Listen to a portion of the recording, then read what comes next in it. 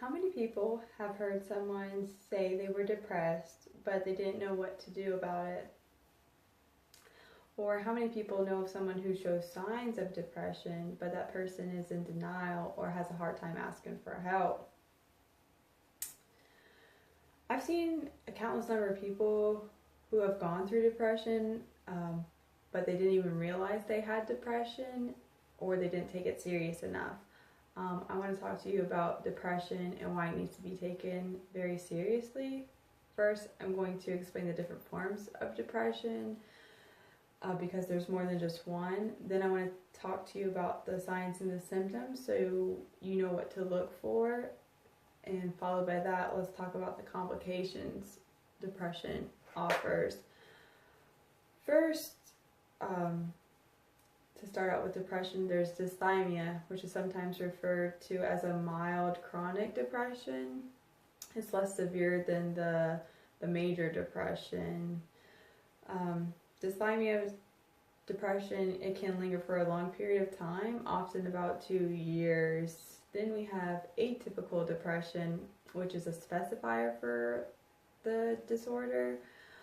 People with atypical depression often have experienced depression from an early age, around like the teenage years. So they've had it for a long time, and sometimes it goes away on its own, and sometimes it just gets worse into your adulthood.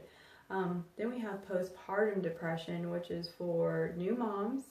Right after they have a baby, there's this influx of a chemical hormone imbalance, and it affects like your social and psychological changes after having a baby.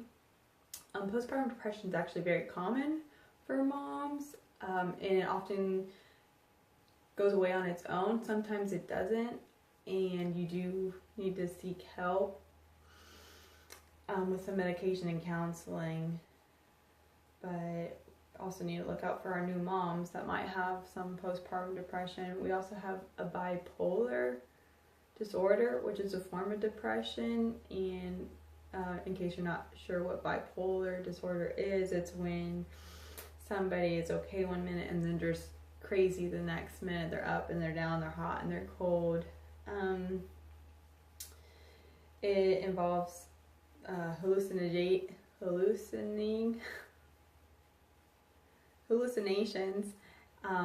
sleeplessness. They lose sleep for days. It's kind of like being on meth, but they're not on meth. They're just going through some type of depression.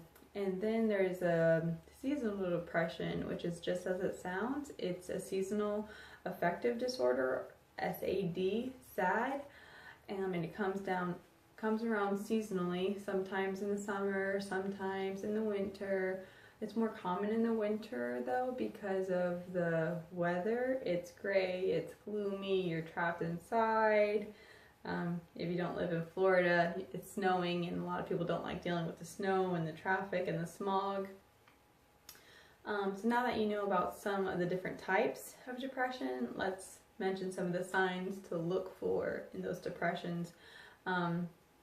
Depression varies from person to person, but according to WebMD, some of these signs for people who are suffering with depression, it's very common in all these categories.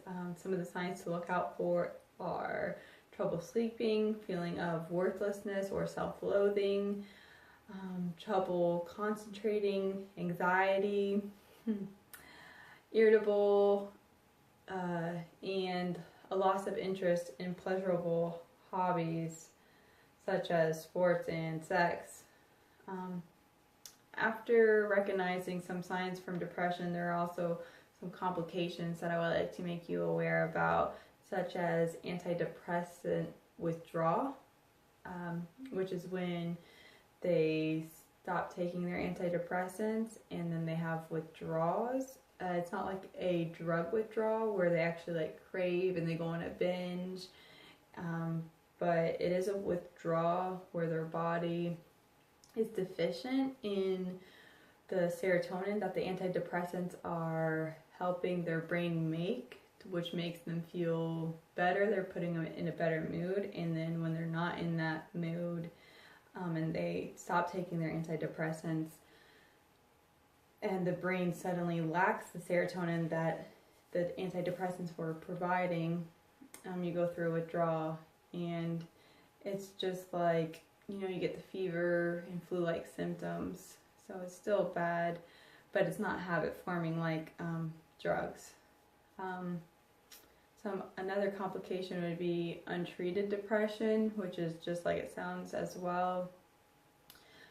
It's untreated. You may know you have it and then you don't seek medical attention, which is very dangerous, or you may not even know you have it and therefore it's still untreated, which is also dangerous, but not as dangerous as knowing you have it and then not seeking help. Untreated depression increases the chance of risky behavior, such as drug or alcohol addiction, which ruins relationships or your work. And another one of the more serious complications from depression is suicide. Every year, some number of 42,000 Americans commit suicide. More than 1 million others attempt it, and 9 million think about it. Adults under the age of 35 and teenagers, the suicide ranks behind only accidents as the top cause of death. So think about that. Depression